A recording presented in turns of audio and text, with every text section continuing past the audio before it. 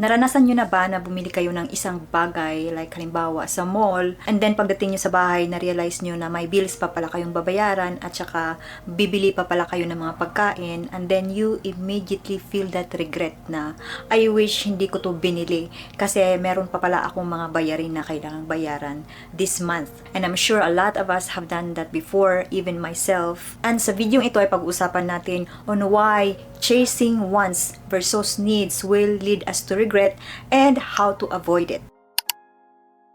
If you know Dave Ramsey or you have seen one of his videos, sinasabi niya palagi na we always buy things we don't need to impress people that we don't really like. And this is really true dahil kalimitan sa atin ay bumibili tayo ng bagay na magpapa-impress sa mga kakilala natin or out there in social media, sa mga viewers ng social media natin. However, after that short gratification of impressing them, we regret dahil tayo naman yung mag-burden na may kailangan pa tayong bayaran instead of buying those things. And you know what? This always leads to financial and emotional hardship. Kasi yung mga wants, it always gives us momentary pleasure. The rush of dopamine is just for a moment. Like halimbawa, may binili kayo, so you satisfied your cravings or whatever you wanted.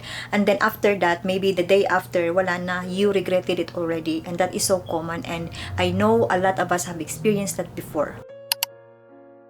And you know what? When we do this, yung emotional impact talaga nito is malaki. Like halimbawa is bumili ka ng TV kasi it's just out of impulse buying because you think your TV is too old and hindi siya 4K, yung hindi siya smart TV, and then you see something and it's on sale and you thought you need it but actually you don't kasi yung TV mo is still working.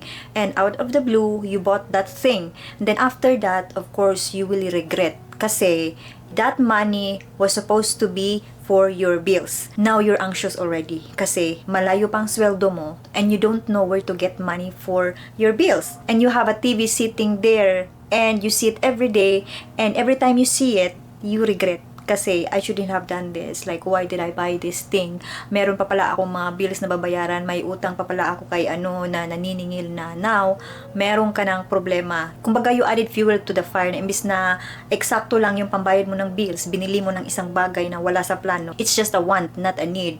So now, namumroblema ka na kasi may naningil sa'yo at saka meron ka pang bills na babayaran. And yung sweldo mo ay malayo pa. Hindi siya pasok sa buwan na to. Kaya kailangan nating isiping mabuti bago tayo maglabas ng pera para bumili ng isang bagay na hindi naman natin talaga kailangan. Merong isang study noong 1982 about behavioral economics na nagsasabi na regrets are often triggered talaga on poor financial decisions such as buying things that we don't really need, and then that thing loses value quickly. Like isang halimbawa talaga dito sa Canada ay yung sasakyan. It loses value quickly. And if you don't really need it na halimbawa bumili ng brand new or the type of car na really expensive, guaranteed after a month or two, you will regret that purchase. Dahil makikita mo na and magsisink in na yung impact nito sa buhay mo, sa finances mo. You will get anxious on how to pay this monthly payment na malaki for years to come. And that will make such huge impact into your mental health. Kaya kailangan talaga nating mag-isip ng mabuti bago pumasok sa isang bagay na hindi talaga tayo sigurado kung we can really afford it and we will not regret that purchase. At saka kapag nandito na tayo dito sa situation na we are regretting something, we will always ask ourselves, what if di ko yun binili? What if ininvest ko na lang yun, no? And then you will find yourself na nagka-calculate ka na kung hindi mo siya binili, magkano na yung pera mo ngayon sa savings mo, or kung ininvest mo siya, magkano na yung tinubo ng investment mo ngayon. And if you do this, it will create like a cycle on your mental health na you're always anxious about the future, about your future decisions na what if magkakamali na naman ako ng desisyon? What if mabili ko na naman yung bagay na hindi ko talaga kailangan? What if mawalan ako ng trabaho or ma-lay off ako? Paano ko to babayaran yung monthly na ganito kalaki? You know that type of cycle na you're always thinking about that?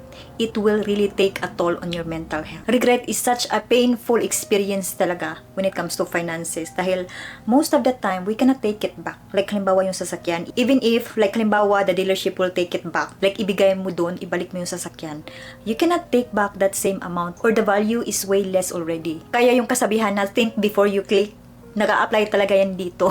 You have to think before you get into something if you can handle it in the long run. So real life example of this is consumer debt. Consumer debt, like for example, credit cards. Pagka naka-receive tayo ng malaking credit limit or na-enhance yung credit limit natin into bigger amounts, we are temporarily gratified kasi lumaki yung credit limit natin. Pero we don't realize na it's a credit. It's not money na sa atin. It's from these institutions. They let us borrow something and nagpapatong sila ng 20 to 30%. And that kind of interest is napakalaki. If you think about it, if you do the math, pag may hiniram ka na halimbawa 5,000 sa credit card na yan, can you imagine the interest on that one? Lalo na kapag hindi mo makip up yung statement amount na hiningi na kailangan mong bayaran. If you're just paying minimum, you keep using that card, kaskas ng kaskas, pero minimum lang yung mababayad mo every month, it will grow so quickly, hindi mo na malaya na baon ka na sa credit card na utang. At saka ang isa pa na pinakamasakit is, meron tayong binibili, nagkakaskas tayo pag gumagala tayo. Pero, may bills tayo buwan-buwan. Meron tayong binabayaran na necessities. Kumakain tayo. And dito sa Canada, everything that we put in our mouth to eat, galing sa grocery. You know, lahat talaga ng kinakain natin dito, binibili natin, galing talaga sa grocery store. And if you think about that, now we have all these necessities, yung basic needs natin dito. And especially these days ay nag-inflate na, we have this inflation. Now we cannot help but to get along or to pay. It just shows now we really have to be smart with our spending decisions these days. Dahil guaranteed, if you did something out of an impulse, especially luxury items like handbags which you don't really need, you will regret that purchase. You will regret that decision. That is a guarantee.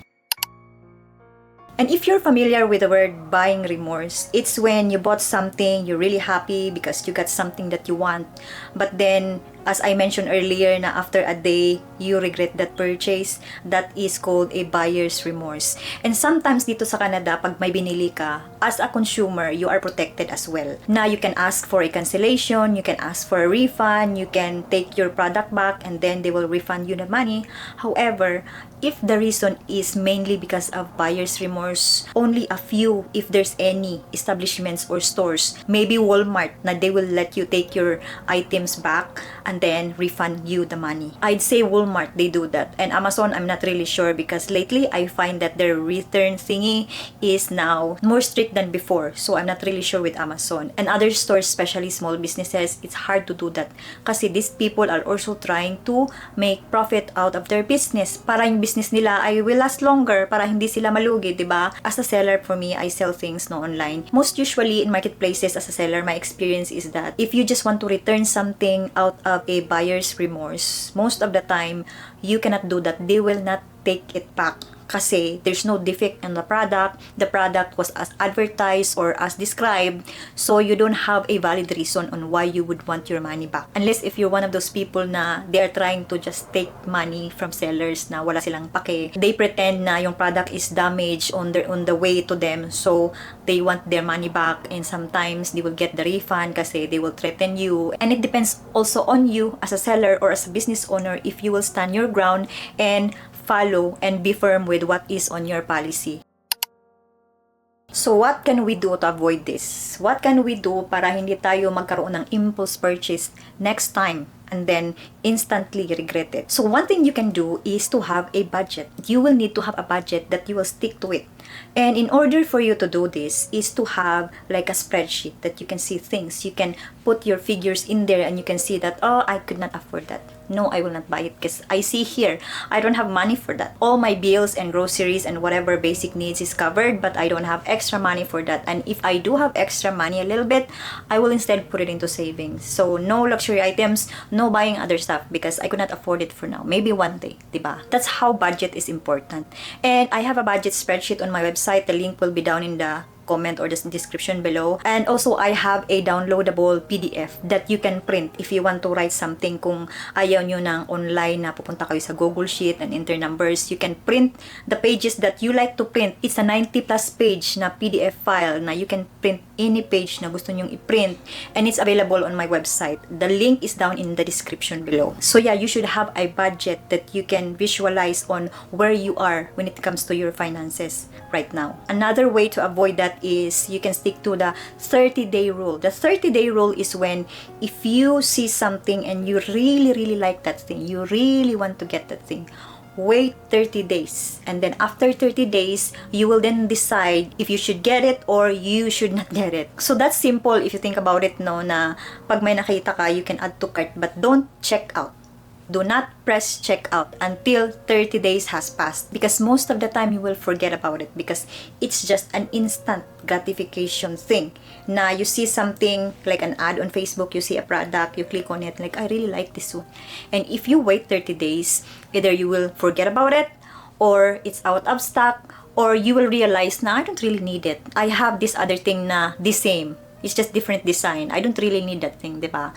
So it helps. For me, it helps. 30-day rule really helps so that we will avoid the regret on buying items or buying things that we don't need. There is a saying that says the pain of discipline is less, way less than the pain of regret. That means na if you think na ang pagkukontrol sa sarili mo to avoid having impulse buying is mahirap, yung regret is more mahirap, more painful than disciplining yourself. So if you stick to that saying, if you really think about it, and if you had that experience before, that should be the learning lesson for you, and not to do that again. And personally, for us, we have experienced this a lot of times here in Canada dahil we were following this impulse that we have, or you know, the urge na ganito, sundin natin to, gawin natin to, bilhin natin to, and we learn from it. We finally learn from those mistakes, and now I'm sharing you these things because I know out there's also people like me na they are experiencing this, and maybe I can help them in some ways, diba? Regret causes us insomnia, causes us to be anxious. So that's why next time, if you want to get something or buy something, you have to ask yourself first,